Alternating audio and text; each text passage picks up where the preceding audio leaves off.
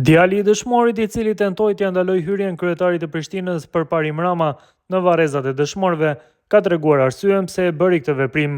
Ai tha se kjo ka të bëjë me refuzimin e ndarjes së një kolokacioni që ai ka bërë kërkesë për hapjen e një biznesi. Arsyeja ka qenë se unë përmes shoqatave të dala nga lufta kam aplikuar për një lokacion në parkun e Dragodanit për me bë një kiosk për familje dhe sa u kanë AKR në pushtet, ma kanë premtuar, ma kanë çuar në komunë dhe ma kanë urua.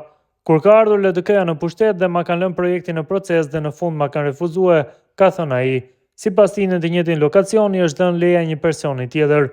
Ai ka thënë se liderët institucional të varrezat e dëshmorëve vinë për kamera dhe nuk po bëjnë asgjë për familjet e dëshmorëve. Te varrezat e dëshmorëve vinë sa për kamera, për neve nuk bëjnë asgjë. Unë e kam pas në plan mos me i lanë të komunës me hy hiç. Kam të drejtë, asgjë mos paça të drejtë e vari i babës nuk e la. Kryetari më tha që rregullojmë diçka, por prap nuk i besoj, tha ai për mediat.